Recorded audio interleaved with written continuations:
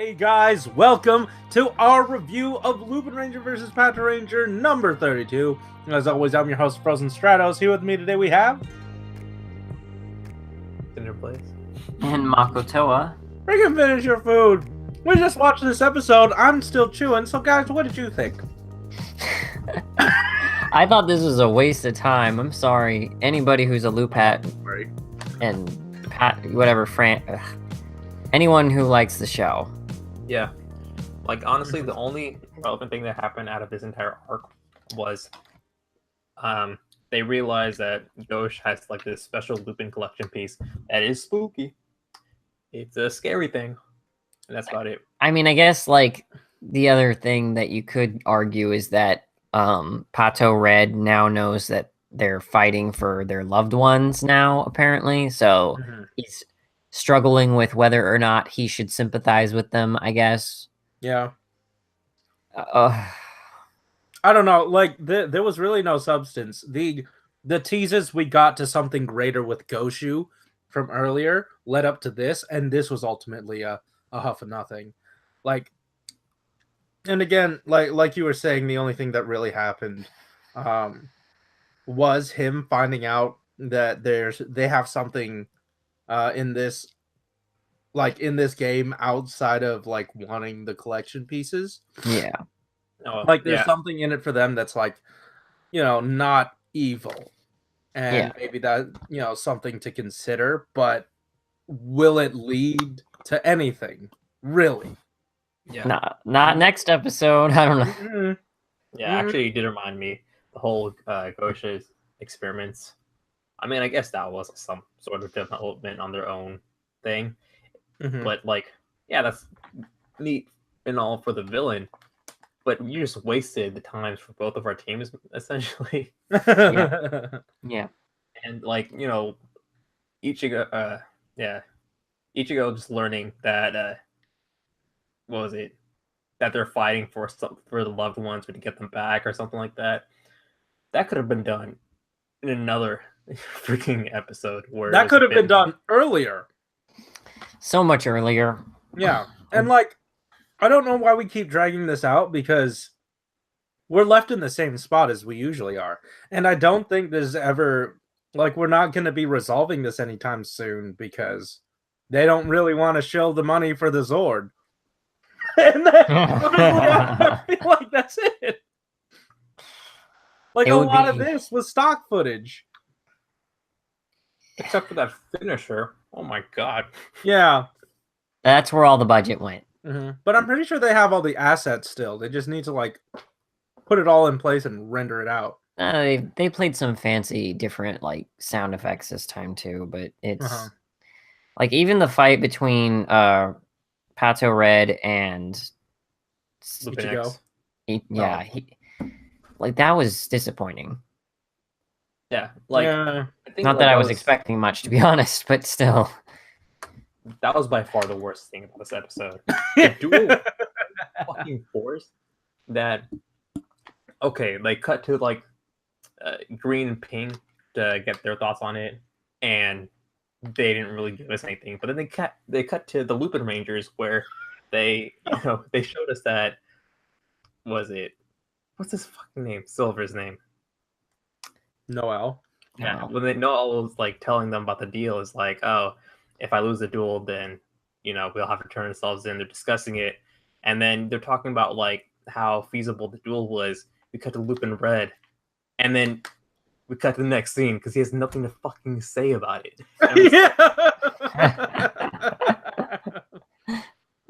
Like, it was him confronting him and asking, like, oh, hey, why do you hate the Lupinrangers? And he makes up, like, that the Angler Getaway some of the time. How many times have the Ganglers gotten away? Well, if you actually counted, how... To my knowledge, we've never seen it.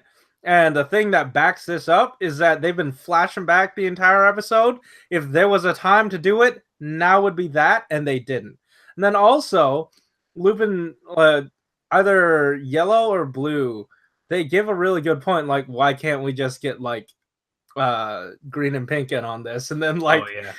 Lupin Red's like, no, K-Man's the one to do it. And you're waiting for the because, and then it just cuts to the next scene. Like we kind of Script understand didn't write why- anything. I'll just wait here until we cut away. Yeah, we kind of understand like why Lupin Red kind of trusts Ichigo so much because of their prior episode together and how he reminds him of his brother and all that stuff, right? Uh-huh.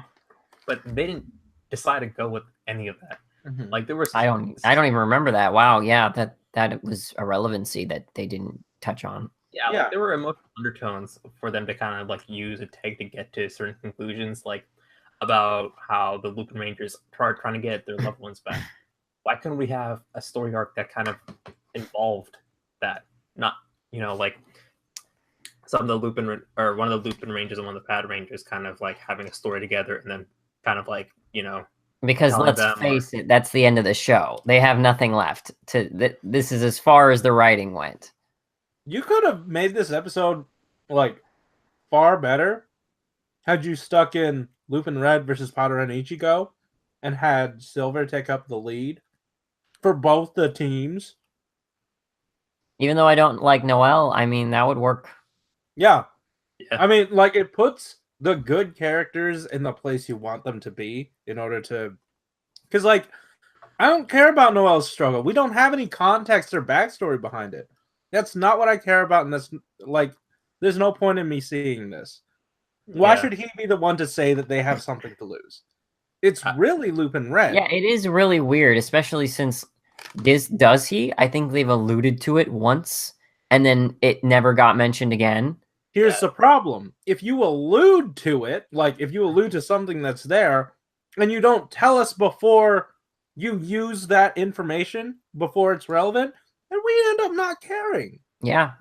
Like, later on down the line, if you reveal it, cool, that's nice, but like, in this episode, it just doesn't work, because you didn't set it up properly. That's true. Yeah, it would be a lot more powerful if Lupin Red was the one to be like, to extend the olive branch and be like, okay, we can't do it ourselves. We need your help.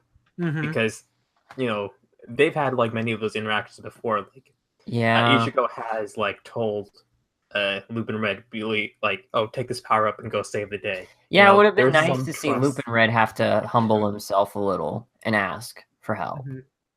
But Yeah. no, we can't have interesting dynamics like that. Yeah. Interesting dynamic. And even if you wanted to watch the fight for the sake of the fight, first off, the choreography was garbage for this show standards, and just the whole Lupin X's powers just made this stupid. Like, how is he supposed to win? He's impervious to the freaking bullet attacks, and that's all the Patrangers know how to fight with. Now that I see it, I'm pretty sure it's just his tummy. Yeah, I mean, he had the gun pointed at his head, and then he decided to lower it and shoot him in the chest for some reason. He's trying to shoot his badge off. He's like, you ain't want to look. He's trying to make a statement. It's like, oh god. Yeah, shoots off the Lupin badge, and you're like, now you're a Patranger. Come back. Oh. Yeah. Oh, there isn't much else to say here for me, at least. What about you guys? All right, cool. Well, hey, guys, thanks for watching. Thank you for continuing to support us. No one said anything about this format change, so we're just gonna keep it. Cool, cool. Anyway, and also, hey, Dawson, you're not watching this, but hello, dude. Thank you so much for buying our 2 shirts. The links to those are in the description down below. He bought the So Bold and Approachable shirt. Now, yeah, so, I mean, that's more than we bought. Anyways, guys, thanks for watching. Keep it juicy. Later. I will continue eating. Is this attractive? Am I pretty? Gosh, this episode. At least we don't have to watch.